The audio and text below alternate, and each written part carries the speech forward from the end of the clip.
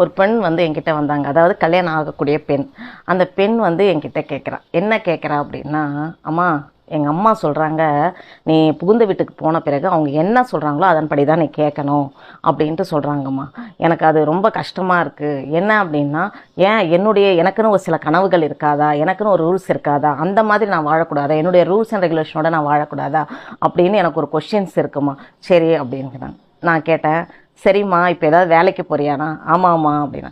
சரிம்மா நீ படிச்சிருக்க இல்லையா, உன்னுடைய ரூல்ஸ் அண்ட் ரெகுலேஷனை அந்த கம்பெனியில் அப்ளை பண்ணுறியா, இல்லை அவங்களுடைய ரூல்ஸ் அண்ட் ரெகுலேஷனை நீ ஃபாலோ பண்ணுறியாம்மாண்ணா?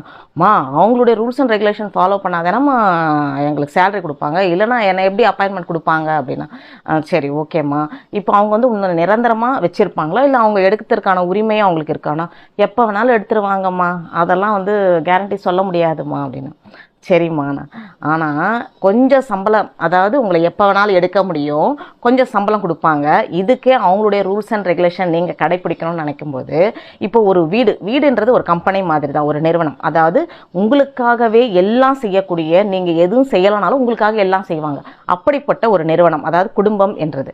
அந்த குடும்பத்துக்குள்ளே நீங்கள் போகும்பொழுது அவங்களுடைய ரூல்ஸ் அண்ட் ரெகுலேஷன் என்ன இருக்கோ அதன்படி நீங்கள் போங்க.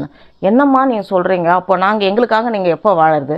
சரிம்மா அதே வரேன் நான் உங்கள் இஷ்டத்துக்கு. உங்கள் கம்பெனியில் போன பிறகு உங்கள்